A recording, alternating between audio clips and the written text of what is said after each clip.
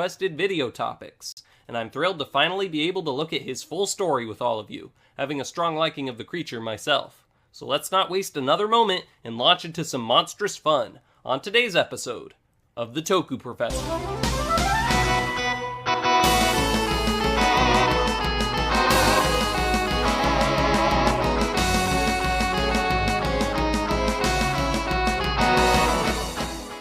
Hi students! I did say let's not waste another moment, right? Okay, so why aren't we getting started? Oh, right, I'm the one controlling what shows up on your screens.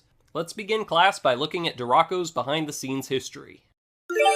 Dokco was seemingly dreamed up by Bunzo Wakatsuki, the writer of his debut episode, Mystery Comet Suifan, which Suifan, by the way, is the name of the comet Dokco originates from.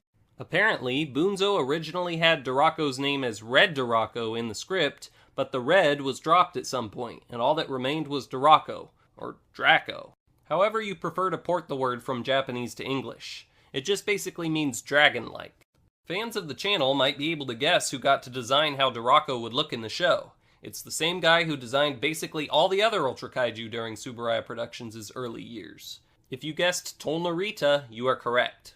Apparently, the initial design he drew up for the creature looked like a grasshopper, but this first version was rejected and replaced by this design, though Dokco's wings and the spikes on the back of his legs are said to be remnants from the initial grasshopper version of the kaiju.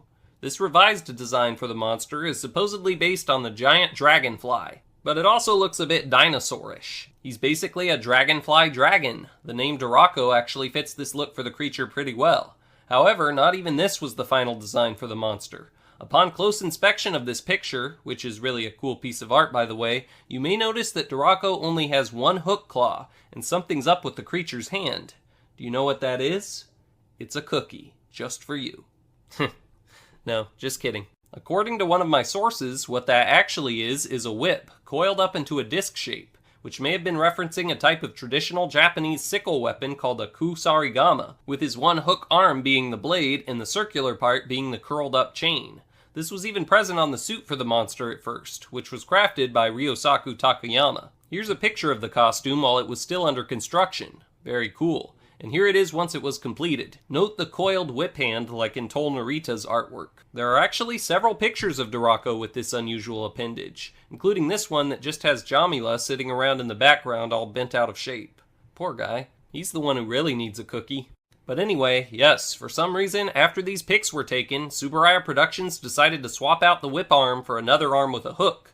But I believe some of these pictures had actually been taken for merchandise companies to use as a reference,